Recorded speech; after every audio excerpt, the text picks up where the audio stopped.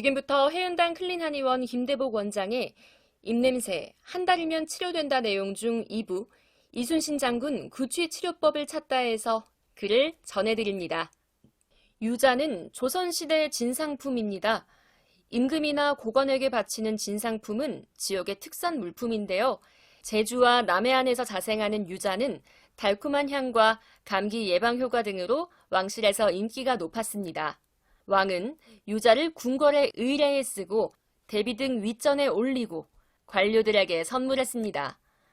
태종은 왕실의 제사 때 유자를 올리게 했고 세종은 전라도와 경상도의 따뜻한 지역에 유자나무를 심게 한 뒤 교통이 불편한 제주에서의 유자 진상을 중지시킨 바 있습니다.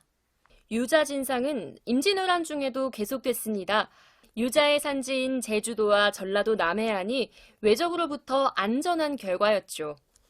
진상하는 지방관리 중 한 명이 이순신 장군입니다. 전라 좌수사에 이어 3도 수군 통제사를 맡은 이순신 장군은 남해안에서 생산되는 전복, 해삼 등의 각종 어패류와 함께 유자도 쉽게 구할 수 있었습니다. 또 제주의 진상품도 이순신이 관할하는 전라도를 통과해야 했습니다. 제주의 대표 특산물은 유자와 귤입니다. 전쟁이 일어난 지 3년째인 1594년, 제주 판관이 보낸 유자가 이순신 진영에 도착하기도 했습니다. 이순신 장군은 통영의 명품인 전복 껍질로 만든 나전칠기와 함께 고흥의 유자를 한양에 진상합니다.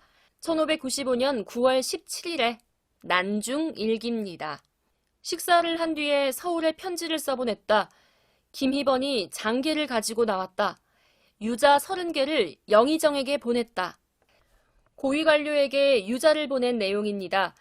난중일기에는 임금에게 유자를 올렸다는 글은 없습니다. 이는 유자가 진상품이기에 특별한 상황이 아니면 기록할 필요가 없었던 것으로 이해합니다. 실제로 1595년 4월 15일에는 단오절을 맞아 여러 진상품을 봉에 올렸다라고만 기록했습니다. 당시 영의정은 유성룡입니다. 전쟁 중에는 물자가 귀하죠.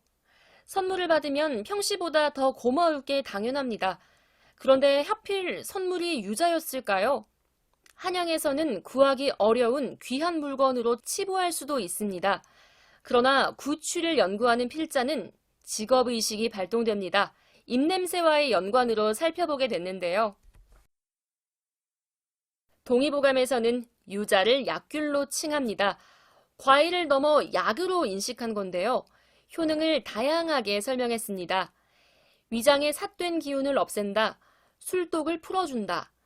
주당의 입냄새를 제거한다. 술꾼의 입냄새 제거법으로는 유자 알갱이나 껍질을 입에 물고 있거나 껍질을 다려 차로 마시게 했습니다. 입냄새 제거는 유자의 효능 중 일부에 불과합니다. 본초 강목은 뇌혈관 장애로 생기는 중풍에 좋다. 답답함을 사라지게 하고 정신이 맑게 한다. 잠자는 시간이 길어진다라고 설명했습니다. 실제로 유자에는 비타민C, 염증 완화 성분인 리모넨이 포함돼 면역력 강화, 피로 회복, 감기 예방에 효과적입니다. 뇌혈관 장애와 중풍 예방, 신경통 완화, 항산화 효과를 기대할 수 있습니다. 그러나 필자는 소화 기능을 활성화하는 구연산에 주목합니다. 구연산 성분은 소화장애, 소화불량 해소에 도움이 되는데요. 구취는 내장 질환에 의한 경우도 있습니다. 오랜 기간 소화불량이 계속되면 구취로 이어질 수 있습니다. 또 스트레스는 면역력을 약화시키고 구취도 유발시킵니다. 당뇨, 간 기능 이상도 입냄새의 원인이 될 수 있습니다. 당신은 전쟁 중이었습니다.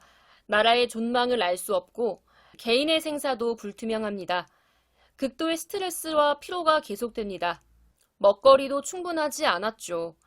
간과 장의 건강이 악화됐을 개연성이 큽니다. 이 같은 악화된 상황은 입냄새가 나기 적합한 조건이 됩니다. 이순신 장군이 한양의 고위층에게 유자를 보낸 숨은 뜻 중 하나는 입냄새 제거일 수 있습니다. 특히 고위 관료는 군대를 이끌고 온 명나라 인사들과도 자주 대화를 해야 했죠. 이순신 장군이 서울에 유자를 보낸 까닭은 원활한 대화를 위한 구취 제거로 볼 수도 있습니다. 이 같은 목적이 아니었다고 해도 결과적으로 부수적인 효과를 얻었을 겁니다.